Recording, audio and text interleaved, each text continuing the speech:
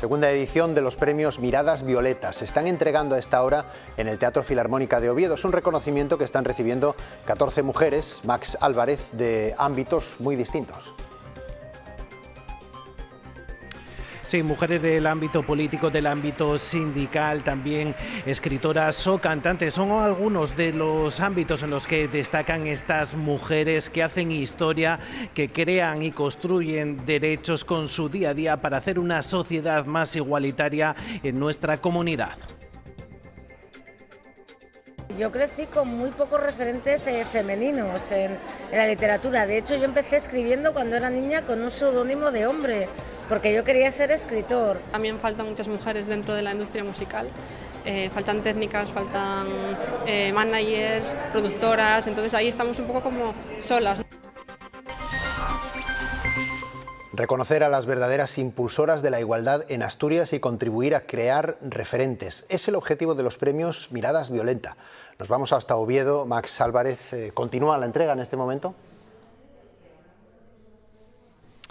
Sí, continúa, todavía ni siquiera ha llegado al Ecuador porque quedan muchas homenajeadas, muchas premiadas por subir al escenario y también esa actuación esperada de la cantante Rosalén. Por segundo año consecutivo han querido reconocer la trayectoria de 14 asturianas de ámbitos muy distintos como el literario, el musical, el sindical y también el mundo rural o incluso el mundo científico. Han estado presentes 14 mujeres que en su día a día con su trabajo visibilizan y también contribuyen a lograr una sociedad, un mundo más igualitario.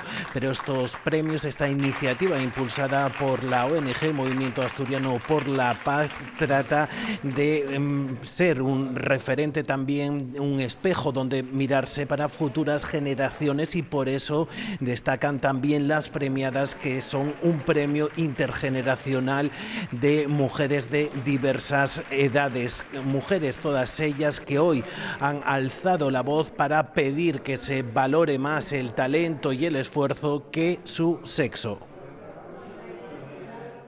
Yo siempre dije, yo crecí con muy pocos referentes femeninos en la literatura. De hecho, yo empecé escribiendo cuando era niña con un seudónimo de hombre, porque yo quería ser escritor. Yo era niña hace 40 años, hace muy poco. Te reconozcan con un premio que se llama Miradas Violetas ya es un orgullo.